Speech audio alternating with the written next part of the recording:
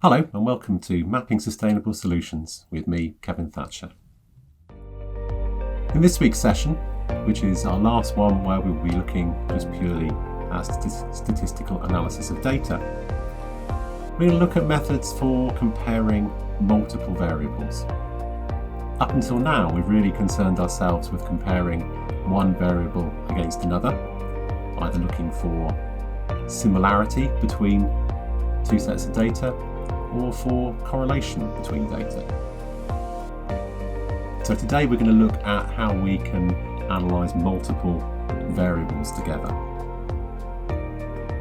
There could be many reasons why we want to do this. Perhaps an example would be something like if we wish to compare changes in energy use over time for a variety of different countries. Rather than just comparing one against another, we want an analysis where we can see if there is any differences between the ways that the countries have changed their energy use over time. So, the learning outcomes for today. You're going to gain an understanding of how to choose an appropriate statistical method for your dataset. We're also going to learn how to analyse datasets with multiple variables, specifically using ANOVA, analysis of variance, and the Kruskal-Wallis test. So, we're going to look at how you can choose the right statistical test for your data. And this basically applies to the statistical tests that we have gone through over the last few sessions. There are many more statistical tests as well that can be used for other things and other types of analyses, but basically this one will allow you to work through the ones that we have looked at and where they are appropriate for use. So at the top of the little tree diagram here, if you see that we've got numeric data, and then basically that breaks down into two separate categories. We can either do tests for similarity or tests for association. Tests for similarity, we then have the option of just two variables or for multiple variables. Under two variables, for parametric data, we'd use a t-test. Non-parametric data, the Mann-Whitney U.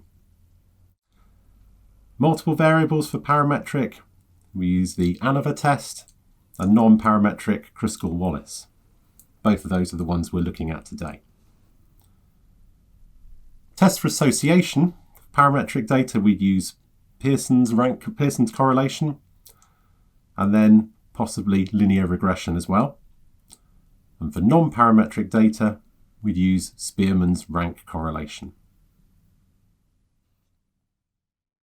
So the first test we're going to look at for today for multiple variables is analysis of variance, or ANOVA. The one-way ANOVA test can be used to determine if there is a statistically significant difference between the means of three or more variables. As with the t-test, it tests the hypothesis, the null hypothesis, that there is no difference between the means of all of the variables. So essentially what this does is very similar to the t-test. It takes our sets of variables and it compares the means and is then able to tell us whether there is statistically significant difference within the data set.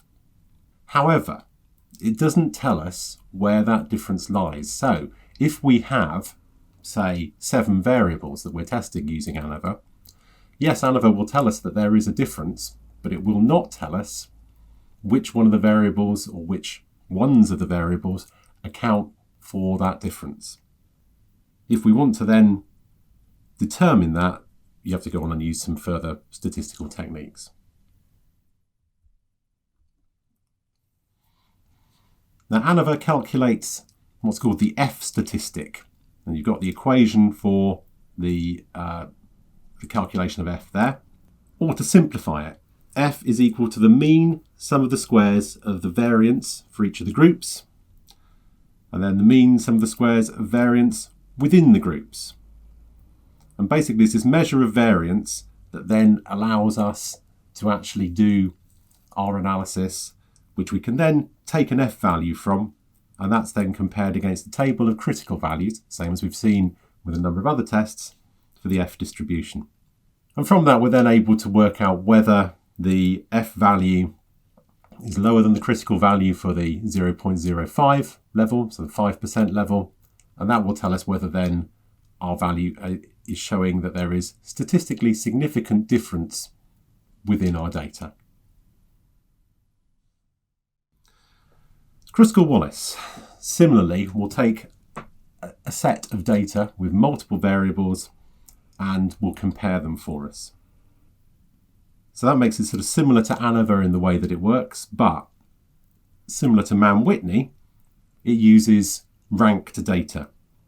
So again, this is a non-parametric test, and as we've seen with both the other ones we've looked at, both Mann-Whitney and also Spearman's rank correlation, that rather than using the actual numeric data, they use the rank order of each data point within the data set to do the analysis.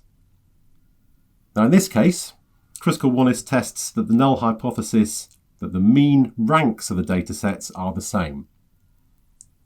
Now if you remember, Mann-Whitney looked at median values, whereas the Kruskal-Wallis is looking at mean ranks. So the H value, which is the statistical value that Kruskal-Wallis gives, is calculated from the following equation. In the equation, H is a Kruskal-Wallis test value, N total number of data points for all groups combined, TC the total of the ranks for each group, and then NC the number of data points in each group. Again, we get a value out of the end which is compared against the table of critical values, and again, if it then is below the value that for the probability equals 0.05 level, we can say that there is statistically significant difference within the data. Similar to ANOVA though, Kruskal-Wallis does not tell you where that difference is actually coming from. All it will tell us is if there is a difference within our data sets. So, what have we done so far? We've looked at how to choose an appropriate statistical method for your data set, depending on a few basic factors. We also have introduced the concept of how to use ANOVA and Kruskal-Wallis.